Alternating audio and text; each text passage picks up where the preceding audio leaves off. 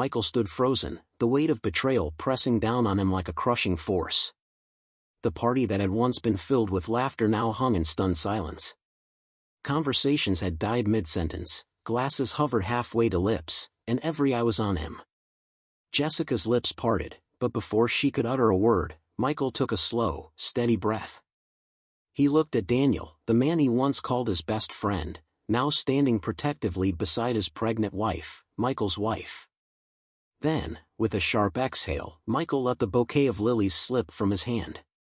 The delicate petals scattered across the hardwood floor, a final, silent tribute to the love he once believed in. He stepped back, nodding slowly, as if coming to terms with the new reality. His voice, when it came, was eerily calm. "Enjoy your miracle, Jessica." His eyes flickered to Daniel. "You, too."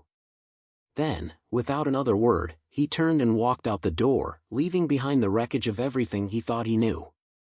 Have you ever faced a betrayal like this? How did you rise above it?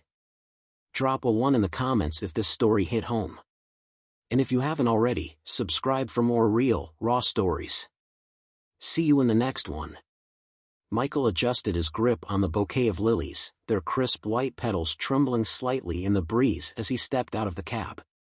His heart felt lighter than it had in months. After weeks of late nights in conference rooms and endless flights between cities, he was finally home. Denver's cool autumn air was a welcome contrast to the stuffy boardrooms he had been trapped in, and he inhaled deeply, imagining the way Jessica would throw her arms around him when she saw him standing in the doorway. She wasn't expecting him. That was the best part. Jessica had always loved surprises. He pictured her delighted gasp, the way her eyes would widen as she rushed into his embrace. Maybe they'd spend the night curled up on the couch, sharing a bottle of wine, talking about everything and nothing. He had even picked up her favorite chocolates from the airport gift shop, a small gesture to make up for all the nights he had been gone. Michael smiled to himself as he walked up the familiar sidewalk, eager to be home. But as he reached his street, the first ripple of unease prickled the back of his neck. The driveway was packed with cars. Not just 1 or 2, but nearly a dozen, their headlights reflecting off the windows of his house. He frowned. A party? Jessica hadn't mentioned anything. Laughter and music spilled from inside, muffled by the walls but unmistakable. A celebration. But for what? Michael's fingers tightened around the bouquet. He hadn't forgotten an anniversary or birthday, had he? No, impossible. Jessica had never been one for extravagant gatherings, and even if she had planned something, she would have mentioned it in passing. Something felt off. His steps slowed as he reached the front door, which was slightly ajar. The warmth of the house, filled with the scent of baked goods and something floral, wafted toward him. He hesitated before stepping inside, his pulse quickening. The living room was packed with people. Familiar faces, neighbors, old friends, even his in-laws, all stood around, holding glasses of champagne, chatting and laughing like it was the happiest day of their lives. A large table was stacked with gifts, wrapped in pastel-colored paper. And then he saw them. Balloons, dozens of them, blue and pink, tied to chairs and floating lazily above the guests. A huge white banner stretched across the wall in elegant gold lettering. "Welcome our little miracle." Michael blinked, his mind struggling to process the words. A baby shower? But whose? Sarah, his best friend since college, stood in the center of the room, her rounded belly making it clear that she was pregnant. It made sense at first. But then his eyes drifted to Jessica, standing right beside her. Jessica wasn't just standing near Sarah. She was glowing. Dressed in a flowing cream-colored dress, she placed a hand over her own stomach, a soft smile playing on her lips. Michael's stomach dropped. Jessica looked radiant, happier than he had seen her in years. People were fussing over her, placing their hands gently on her belly, offering congratulations. Michael's heartbeat pounded in his ears. His breath hitched as he watched her laugh, leaning into Daniel, Sarah's husband. Daniel stood close, too close. His arm brushed against Jessica's, his head tilted toward her like they were sharing a secret only they understood. He reached for a glass of champagne, then hesitated, smirking as he switched to water instead. Michael took a step forward, his shoes making the faintest noise against the hardwood floor. Jessica turned. Their eyes met. Her expression faltered for just a fraction of a second before she quickly composed herself. "Michael," she whispered, as if saying his name out loud might shatter the moment. Conversations around the room quieted. Heads turned. A few guests exchanged glances, shifting uncomfortably.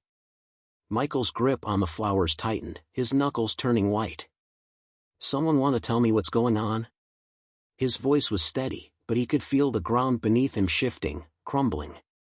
Jessica opened her mouth, but no words came out. The silence that followed was suffocating. Then, Daniel moved. He placed a protective hand on Jessica's stomach. Michael's vision blurred for a moment. His mind screamed at him to reject what he was seeing, to force some rational explanation into place. But there wasn't one. The room tilted, the weight of reality crushing down on him. It wasn't Sarah's baby they were celebrating. It was Jessica's. And Daniel's. Michael's breath came out in a shaky exhale. His wife, his Jessica, was pregnant with his best friend's child. The betrayal wasn't just private. It was displayed here, in his own home, in front of family, friends, neighbors. A public spectacle. A life built on love, years of trust, shattered in an instant. His flowers slipped from his hand, wilting against the polished wood floor. The party had come to a halt. No one dared to speak. Jessica's lips parted, but before she could utter a word, Michael turned and walked out the door, leaving behind the wreckage of everything he thought he knew.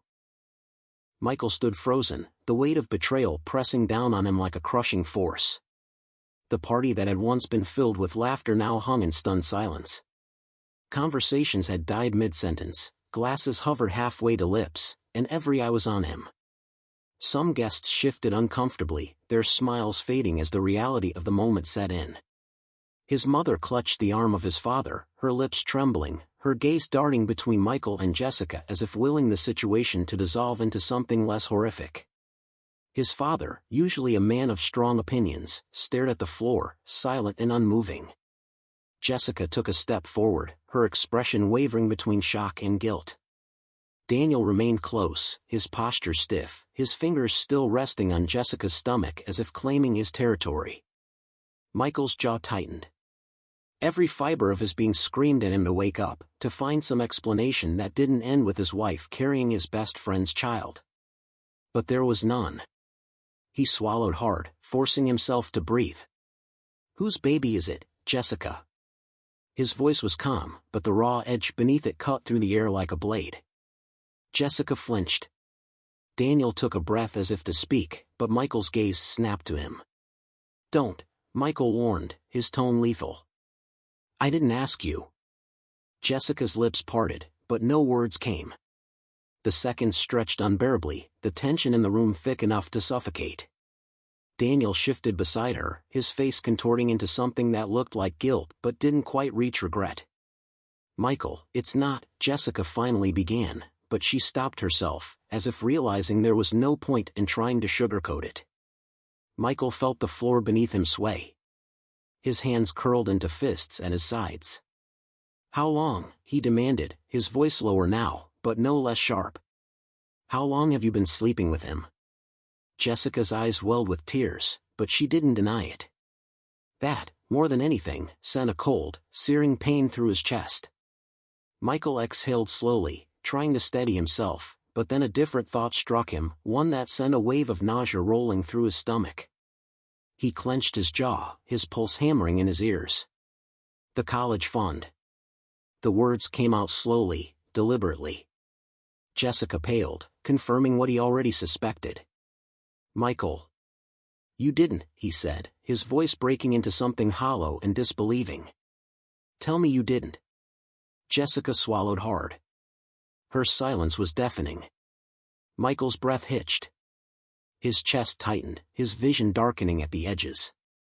He had been saving for years, setting aside every extra dollar for their son's future, determined to make sure Ryan had every opportunity in life. And now it was gone.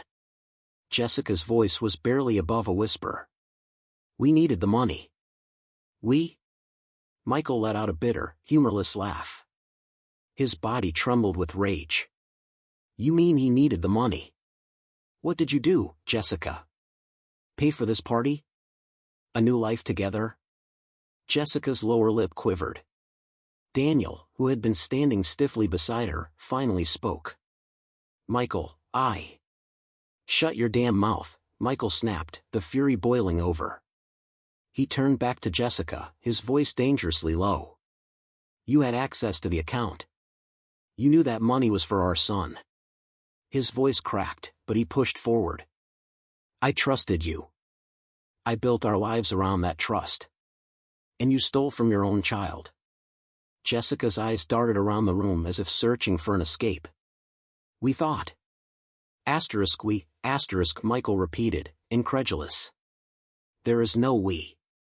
There was never a we. There was you, and him. He turned to the guests, his voice rising. Did anyone know? Did you all just stand by while my wife drained our son's future for this circus? His mother let out a quiet sob, but no one answered. The guilt in the room was suffocating. Jessica took a shaky breath. I didn't mean for it to happen this way. Michael's head snapped toward her. How was it supposed to happen, Jessica? Were you planning to tell me after the baby was born? Or were you just hoping I'd figure it out when I came home to find my bank accounts empty and my marriage a lie? Tears streamed down Jessica's face now. Michael, please, Michael held up a hand. Don't. Just don't. The room seemed to shrink around him. The betrayal wasn't just physical. It was financial. It was emotional. It was everything. Then, like a final, merciless stab to the heart, Jessica spoke the words that sealed her fate. I asked you to take that overseas job, she whispered, her voice breaking. Michael stilled. She let out a shaky breath. I knew it would keep you away for months. I needed time. I needed space. And I thought, if you were gone long enough, it would be easier. Easier. Michael felt the world tilt. His entire marriage had been nothing more than a calculated escape plan for her. Every late-night call, every I love you message, it had all been a smokescreen. He stared at her, at the woman he had once promised to love forever, and realized with chilling clarity that he didn't even know her. The walls of his home, the place that had once been his sanctuary, now felt like a prison, suffocating and unbearable. He exhaled slowly, unclenching his fists. The rage, the sorrow, the unbearable grief, he refused to let it consume him. Instead, he turned toward the door. Michael, wait, Jessica's voice wavered, but he didn't stop. Without another word, he stepped outside and shut the door behind him, leaving the wreckage of his past behind. Michael barely made it to his car before he heard the hurried shuffle of footsteps behind him. He didn't want to stop. Every instinct told him to keep walking, to get as far away from the house, house, as possible. But then a trembling voice called out. Michael, please. He turned slowly, already knowing who it was. His mother stood a few feet away, wringing her hands, her eyes glassy with unshed tears. She looked smaller than he remembered, her usually composed demeanor replaced with unease.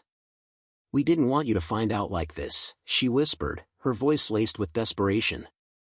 Michael let out a sharp, bitter laugh. Like this? His voice was hoarse, raw with disbelief. Is there a way you did want me to find out, Mom? Maybe a polite email? A holiday card with a cute little announcement, surprise. Your wife is carrying your best friend's child, and we've all been in on it. She flinched. It wasn't like that, she said quickly. We didn't know how to tell you. We thought. Michael took a step closer, his pulse pounding in his ears. Who is we? He spat the words out, already dreading the answer. His mother's gaze dropped to the ground. And in that silence, he understood. His stomach twisted, bile rising in his throat. You knew. It wasn't a question. It was a statement, a damning realization that sent a fresh wave of rage surging through him. His mother hesitated, then gave the smallest nod. Michael, listen to me, she pleaded. It wasn't. You knew, he said again, his voice lower now, more dangerous. For how long? She didn't answer. She didn't need to. The guilt on her face was answer enough. Michael's hands clenched into fists at his sides. His own mother. The woman who had raised him, who had always told him that family was everything. She had known, and she had done nothing. He swallowed the lump in his throat, his voice shaking with restrained fury. You chose them, he said, his words slow and deliberate. You had a choice to tell me the truth, to warn me. And you chose them. His mother's face crumpled. We didn't want to ruin Jessica's life, she said desperately. She's pregnant, Michael. We had to think about the baby. Michael felt something inside him snap. The baby? His voice cracked with disbelief. That's what this is about. His breath came fast and uneven, his vision blurring at the edges. So my life? My marriage? My son's future, none of that mattered? Because she's pregnant? Tears slipped down her cheeks, but Michael felt nothing. No sympathy, no warmth. Just a hollow, aching void where his family used to be. You have to understand, she whispered. Understand, Michael barked out a humorless laugh. No. I don't have to understand anything, I don't have to understand why my own mother stood by and let me be humiliated. I don't have to understand why you let me pour my life into a marriage that was already dead. He took a sharp breath. I don't have to understand why you protected her instead of me. His mother sobbed, shaking her head, but Michael didn't care. The weight of her betrayal was too much, pressing against his chest, suffocating him. And then, a deeper voice cut through the tension. She needed someone, Michael. Michael turned sharply. His father stood on the front porch, his arms crossed over his chest, his expression unreadable. He had been silent through everything, a shadow in the background. But now, the words had left his mouth, and they hung heavy in the cold night air. Michael's skin burned as rage twisted through him like wildfire. What the hell is that supposed to mean? His father sighed, rubbing a hand over his face like this was exhausting for him. You were always away, he said finally. Working. Traveling. Gone for months at a time. Jessica was alone, and she... Michael cut him off with a sharp, humorless scoff. Don't you dare stand there and try to justify this. His father met his gaze, his expression eerily calm. I'm not justifying it, he said. But I'm saying you weren't here. And she needed someone who was. Michael's hands trembled at his sides. He stared at the man who had raised him, who had taught him about loyalty, about strength, about how a man takes care of his family. And now, that same man was standing here, telling him that his wife's betrayal was his fault. His voice was barely above a whisper. You knew, too. His father didn't deny it. Michael let out a slow, shaking breath, his stomach churning. His family had betrayed him. Every single one of them. His father shifted uncomfortably. Michael. Don't. Michael's voice was sharp, cutting through whatever excuse his father had been about to make. Just don't. He let out a shaky exhale, swallowing down the bitterness on his tongue. I've heard enough. He turned away, stepping toward his car. His mother's voice broke behind him. Michael, please, don't go like this. He hesitated, gripping the door handle so tightly his knuckles turned white. And then he turned his head just enough to meet her tear-filled eyes. You already lost me, he said quietly. You just didn't notice. And then, without another word, he got into his car, started the engine, and drove away from the only family he had ever known. Michael sat in his lawyer's office the next morning, his hands clasped so tightly that his knuckles turned white. He hadn't slept. The events of the previous night played in his head on an endless loop, each revelation cutting deeper than the last. The betrayal, the lies, the fact that his own family had chosen to stand by and watch as his life crumbled, it was too much. But now, as he stared across the polished mahogany desk at his lawyer, James Carter, he had a feeling that the worst was still ahead of him. James shuffled a few papers, his expression hesitant, almost pained. Michael narrowed his eyes. He had known James for years, had trusted him to handle his affairs with the same level of care and precision he applied to everything in his life. But something about the way he was avoiding eye contact sent a cold shiver down Michael's spine. "There's something you need to know," James finally said, clearing his throat. "Jessica came to see me a few months ago." Michael's heart stilled. "What?" James hesitated. "She wanted to discuss asset division. She asked about divorce, specifically, how much she'd be entitled to." The words hit like a physical blow. Michael straightened in his chair, his entire body tensing.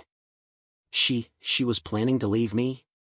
His voice was quieter than he intended, but the anger beneath it was unmistakable. James nodded. "From what I gathered, she planned to wait until after the baby was born. She wanted to secure financial support first. That's why she never filed anything yet. She was waiting to make sure she got the best deal possible." Michael's stomach turned. He had spent years providing for Jessica, building a life he thought was secure, only to find out she had been carefully plotting her escape. Not only had she lied to his face, but she had done it so efficiently, so coldly, that he hadn't even seen it coming. His fingers curled against the arms of the chair, his jaw clenching so tightly it ached. So, she wasn't just cheating. She was setting me up to lose everything. James exhaled, finally meeting his eyes. "Michael, it's worse than that." Michael leaned forward, his body rigid. "How?" James pushed a thick folder toward him. "She wasn't doing this alone. Daniel was in on it. From the beginning." Michael opened the folder with stiff fingers. Inside were bank statements, financial records, transactions he hadn't made but were tied to his accounts. Money had been siphoned out in increments, small enough not to immediately raise red flags but substantial when viewed as a whole. He inhaled sharply, his stomach twisting into knots. "They were taking money from me while I was gone." James nodded grimly. Jessica funneled money into a secondary account, one she had set up under her name. But Daniel had access too. "From what I can tell, they were planning to liquidate as much as they could before you caught on." Michael clenched his fists. Every time he had worked late, every time he had taken an extra project to ensure their future was stable, Jessica and Daniel had been quietly siphoning away his hard-earned money to start their own future, without him. And then another thought struck him like ice water down his spine. "The college fund," he said, his voice dangerously calm. James nodded again. "Gone. All of it." Michael let out a slow breath, forcing himself to keep his rage in check. He had already suspected it, but hearing it confirmed made his vision blur with fury. "That was for Ryan," his voice shook. "That was for our son." James rubbed his forehead, looking exhausted himself. "I know. And from what I can see, they didn't just use it for the baby shower. They've been living off of you for months, vacations, hotel stays, deposits on apartments. They were setting themselves up for a fresh start, and they were using your money to do it." Michael's stomach twisted with a new, deeper kind of anger. But before he could even fully process the betrayal, James flipped another page. "There's more." Michael exhaled sharply. "Of course there is." James hesitated for only a second before he spoke. "Sarah knew." The room went silent. Michael blinked, convinced he had misheard. "What?" James tapped the papers in front of him. "She was involved, Michael. Not just aware, actively involved." Michael shook his head, gripping the edge of the desk. "No.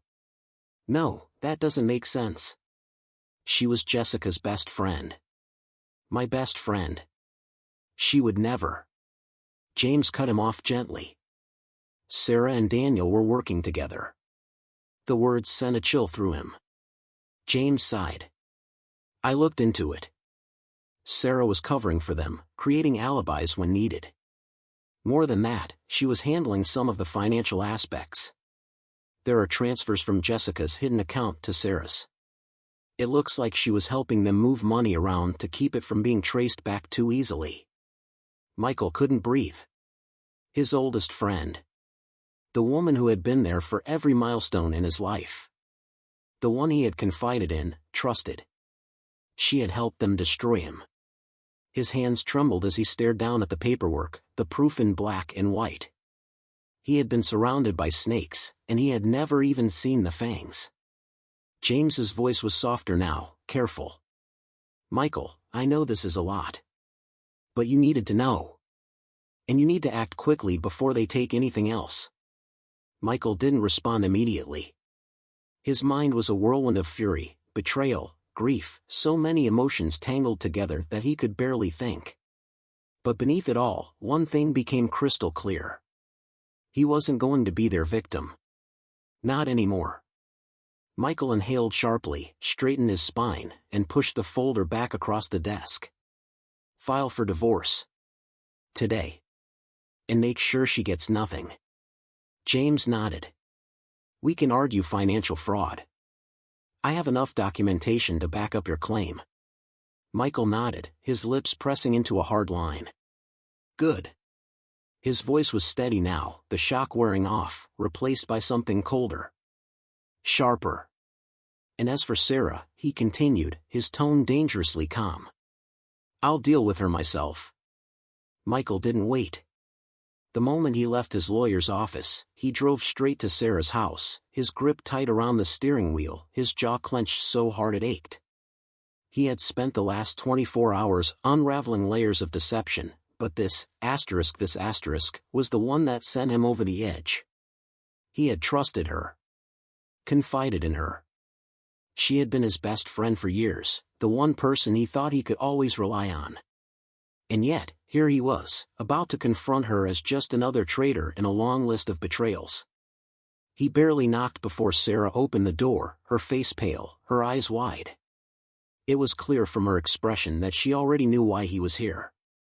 Michael. Don't, he cut her off sharply, stepping inside without waiting for an invitation. You don't get to say my name like we're still friends. Not after what I just found out. Sarah swallowed hard, stepping back as if she could put space between them, but Michael wasn't letting her off that easily. He closed the door behind him, his voice lower now, but no less dangerous. Tell me the truth, Sarah. How long have you been helping them? She hesitated, her hands trembling at her sides, before exhaling shakily. I didn't mean for it to happen like this. Michael let out a bitter laugh. Oh, that's good. That's really good. That's exactly what Jessica said. And Daniel. You all seem to have the same excuse. But I don't care about what you meant to do.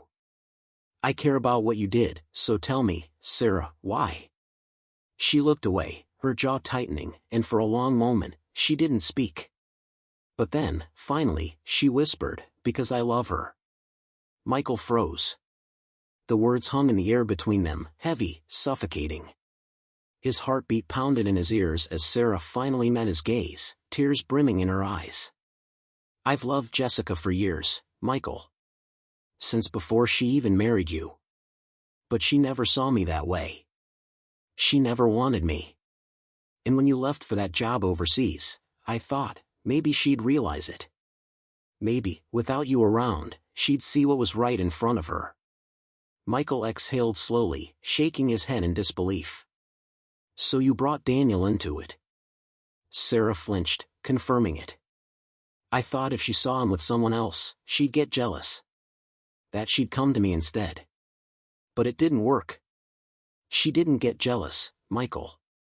She fell for him. Michael let out a slow breath, his hands clenching at his sides. And instead of stopping it, you just helped them? Sarah wiped at her eyes, her shoulders shaking. I didn't know what else to do. It was my fault it started, so I thought, maybe I could control it.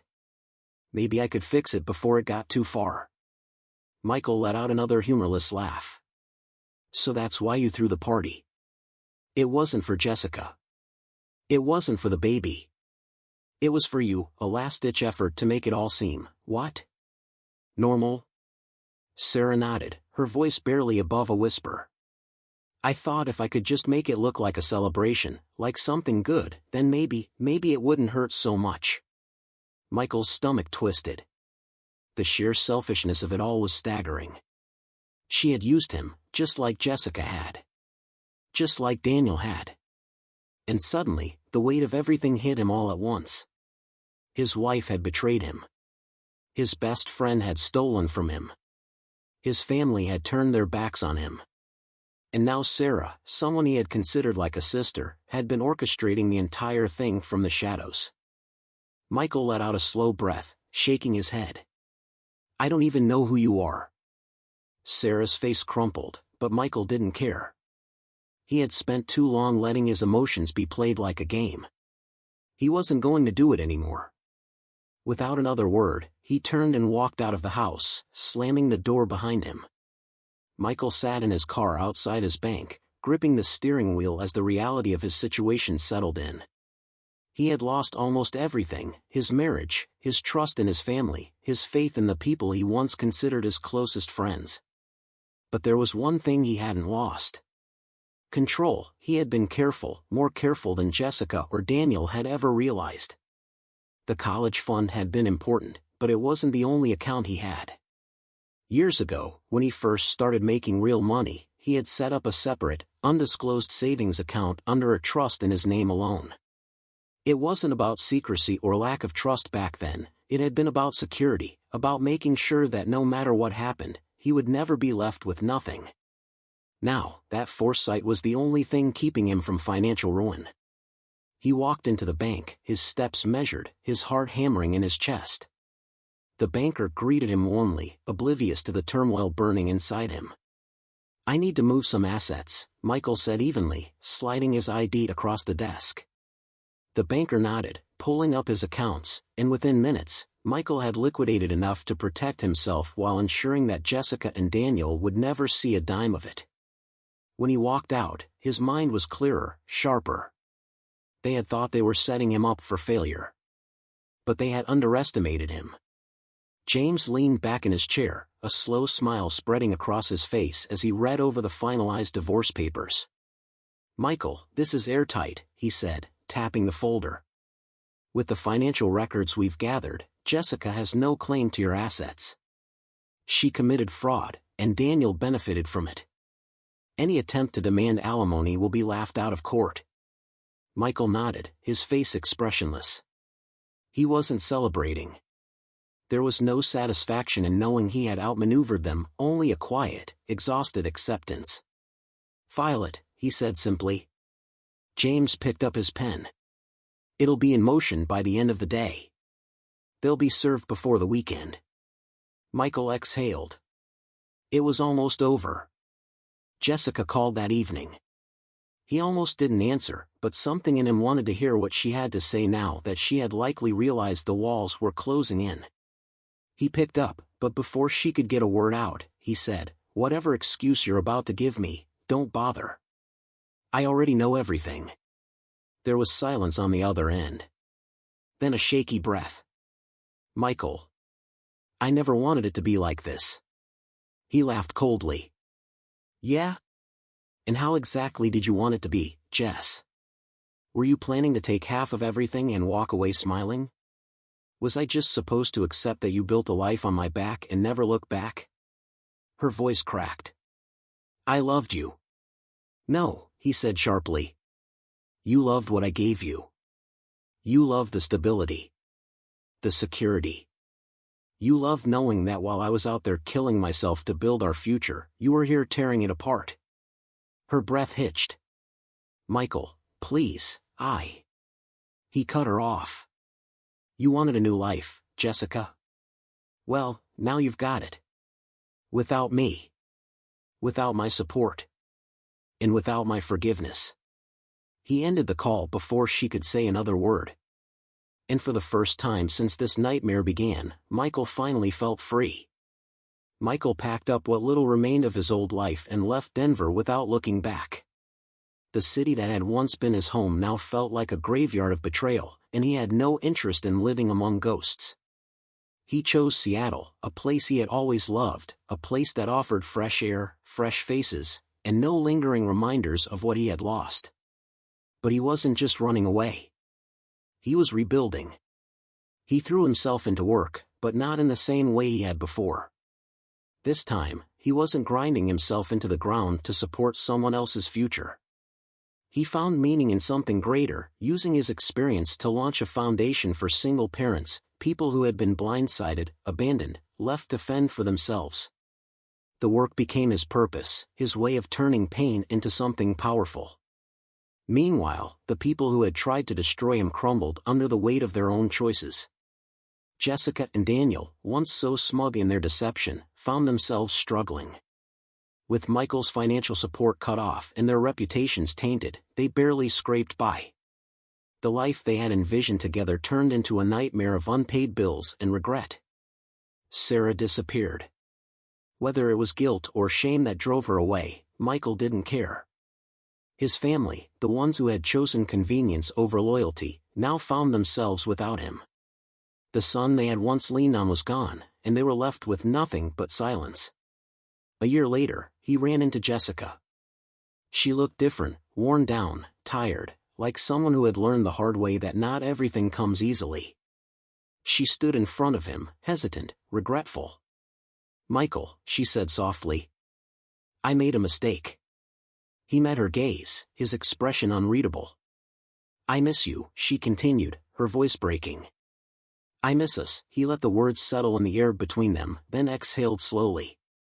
"You had it all," he said simply, his voice calm, steady. "And you threw it away." Then, without another word, he turned and walked away. Have you ever trusted someone, only to find out they were hiding the deepest betrayal? What did you do next? Betrayal cuts deep, but strength comes from how you rise after the fall. Sometimes, losing someone who betrays you is the first step to finding yourself.